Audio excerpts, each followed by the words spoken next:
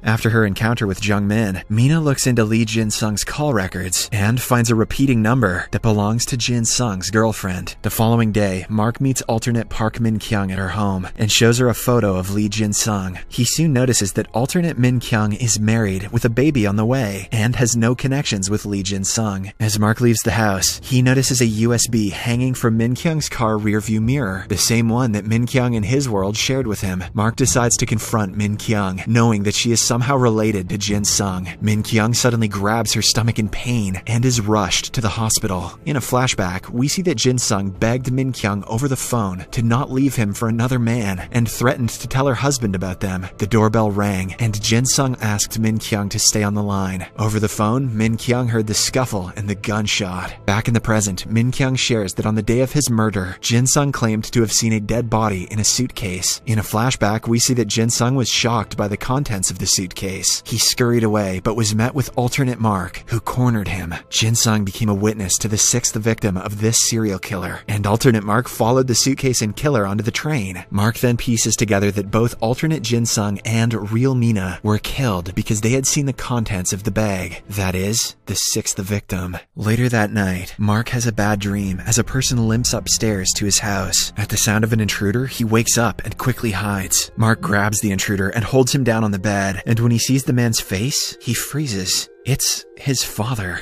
Mark steps away in shock. Turns out his father is alive in this world. The series then goes into a flashback. A teenage Mark gets a call saying that his father left his phone at a job site. On his way to pick it up, Mina bumps into him, and he helps her pick up her things. In voiceover, adult Mark narrates, "The forked road envelops two worlds. That day, our two different choices changed our fate." In one reality, Mark just watches Mina and then continues on his way, while in another, he chooses to approach her. This creates a split in reality that births two different worlds with two very different futures. In one reality, Mark's father goes back to his customer's home for his phone. He is very drunk as he stumbles through the front door and briefly passes out. When he wakes, he's lying next to a dead body. He thinks the man is sleeping and tries to wake him, and a gold necklace falls from the dead man's throat. Mark's father picks it up and sees that it's covered with blood, and he finally realizes what's happening. He flees the house, taking the necklace with him because it's got his fingerprints on it. Mark sees his father running down the street and manages to grab him out of the way, just as he's about to be hit by a car. This is the alternate world that the original Mark is currently stuck in. In another reality, Mark gives the pretty girl at the bus stop his umbrella, and then leaves without a word. He then gets stopped by a restaurant owner who complains about his father getting drunk and making a mess at her place. Because of these delays, Mark is too late to save his father from being killed by the hit-and-run driver. He loses his father, but he gains a friendship with Mina, only to be devastated by her death 12 years later. This is the original world. The series is back in the present, where Mark freezes as he sees his father in this alternate reality. Technically, the father is alternate Mark's father. Mark learns that the father was imprisoned for 10 years for the murder of Mina's father. He starts to leave, but Mark asks him shakily what really happened 12 years ago. He sobs, knowing that his father is innocent, and asks why he was framed for the murder. His father says he doesn't remember anything, as he was too drunk. While his father sleeps, Mark stays up late researching the world's version of the Mukyong residential murder. He sees that in this reality, Section Chief O had arrested his father as the killer, while in the original one, she had the case closed since he was already dead. At work, Mark is called to alternate Director O's office. He mentions the Mukyong residential murder and insists that his father was framed. Mark learns that his other self was also suspicious of the same thing. He mentions the stolen jewelry from the case and says that he's seen it recently. He says that this murder was only the beginning of a serial murder case, but Section Chief O seems to have heard this all before from Alt Mark. Next, Mark gets on the train at the Mukyong station that exists in this world. He rides around, paying close attention when the time reaches 9:35 p.m., but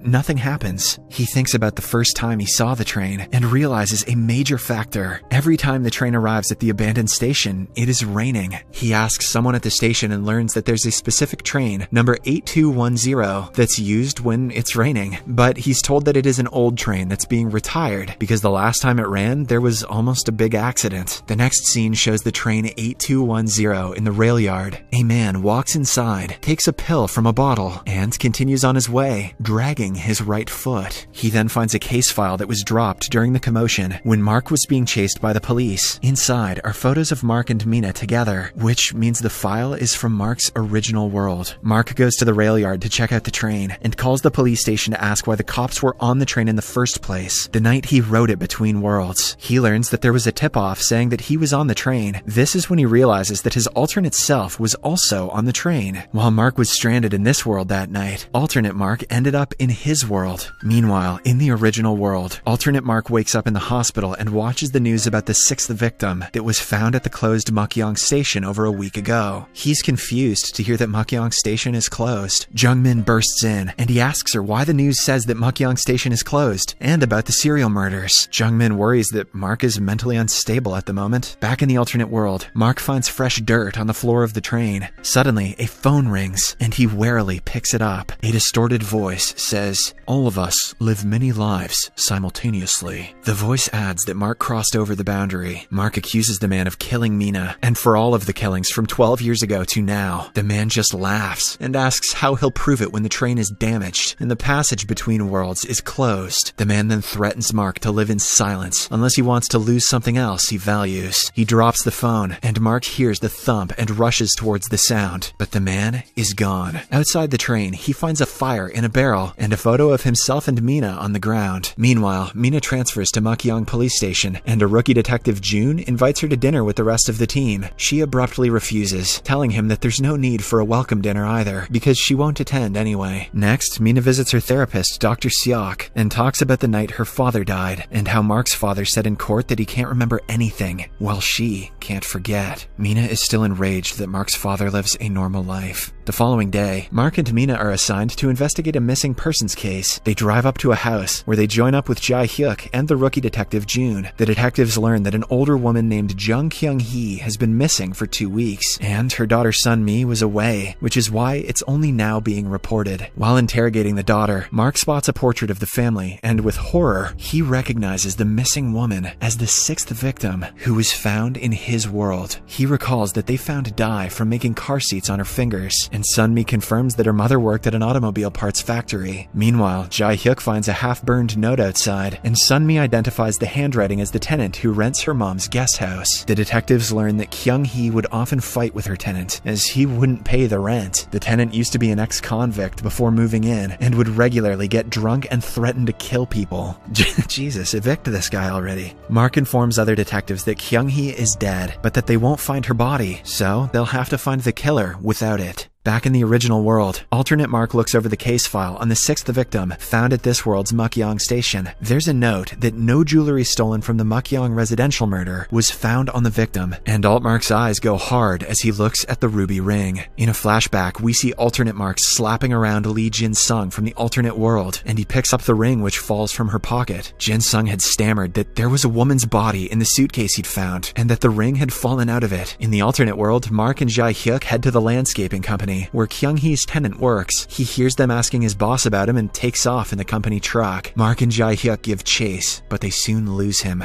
Meanwhile, June finds an invoice at Kyung-hee's house from a kitchen appliance store and reports it to Mina. She calls Mark and lets him know that the tenant purchased a meat cutting machine on the day that Kyung-hee disappeared. Just then, she hears something and says that she thinks the tenant is back, and then the line goes dead. Mark hurries back to Kyung-hee's house. Mina sneaks back to the tenant's house, picking up an empty soju bottle on the way to use it as a weapon. The tenant bursts out of the door and crashes into her, kicking her viciously, while she hangs onto his leg, and he gets away. Mina goes inside the tenant's house and finds the place on fire and full of smoke, but Mark arrives in time to get her back outside safely. She tries to go back inside to salvage any evidence of Kyung-hee's murder, but Mark gives her a direct order to stay out. She pulls away, and they all search for the tenant on foot. The tenant attacks Mark when he sees him get close, and he pins Mark down and begins to strangle him with his bare hands. Mark sees his face for the first time, and he freezes in shock. It's Jin-woo. Only this Jin-woo isn't the gentle, kind detective that Mark knows from his world. Jae-hyuk knocks Jin-woo off of Mark, and as he's being cuffed, Jin-woo screams that he didn't steal anything. At the same time, in the original world, Jin-woo visits alternate Mark's hospital room and finds himself roughly pinned to the wall before Jung-min breaks them up. Back in the alternate world, Mina finds the meat cutting machine, the alternate Jung-min, and a luminol spray shows shows that there's blood on the blade. The blood is then sent for analysis. While Jin-woo waits to be questioned in the interrogation room, Mark wonders if he could really be the culprit. This Jin-woo has a long rap sheet, including a felony assault case from when he was a teenager. Mark goes into the interrogation room and Jin-woo snarls that 4 years ago, Mark had framed him for robbery. Mark scans Jin-woo's file, then tells the team that Jin-woo didn't kill his landlord, and leaves to report to Director Oh. Just as Mark is about to explain to the director why he doesn't think Jin-woo is guilty, Mina enters her office. He tells the director that Jin-woo was only released from jail 6 months ago, so he's not a suspect. She says that Jung Kyung-hee only went missing 2 weeks ago, but Mark can't tell her what he knows about the timeline of the other murders, which all happened within the last 3 years, when the alternate Jin-woo was in prison. Instead, he explains that he's independently investigating a string of serial murders, and that Kyung-hee is the latest victim. Mina leaves the office and stalks the station halls. Just then, she gets a call from someone listed in her phone as simply the woman.